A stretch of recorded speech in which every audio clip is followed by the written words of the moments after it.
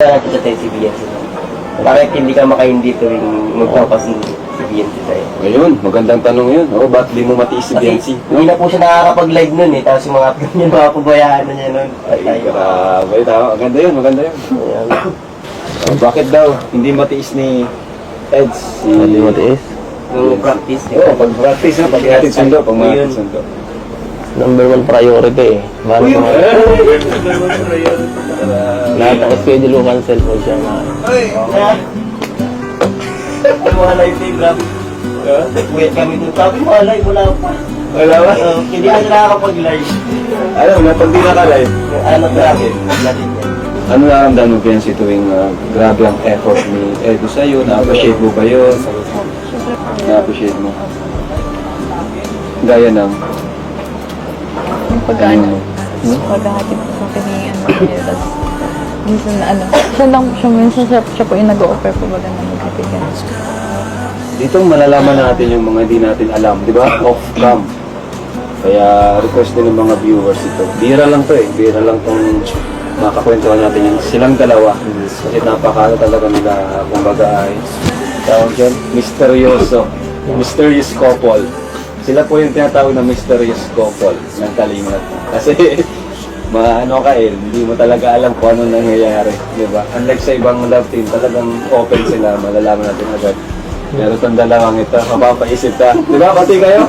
Mapapaisip ka. Kapag may thrill. May thrill. Malito talaga kayo. May thrill. May thrill dito sa couple na to.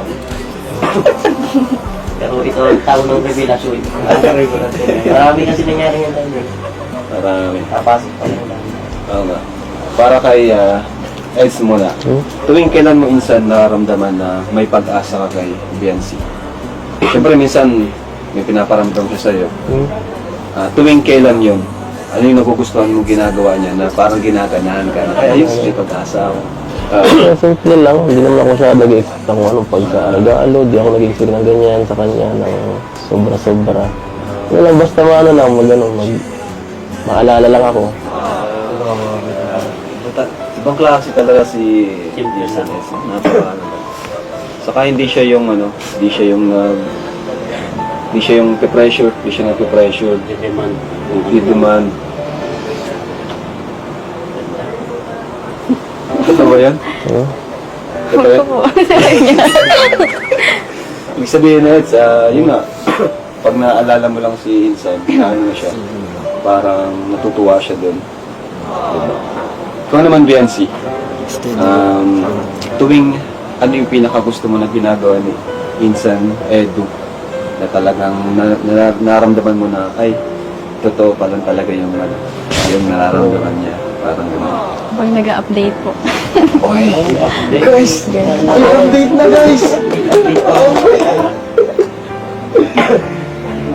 Guys! Marami kayong malalaman dito. Ito, wala itong hindi nila alam ito, yung mga tanong. Talagang organic. Ito.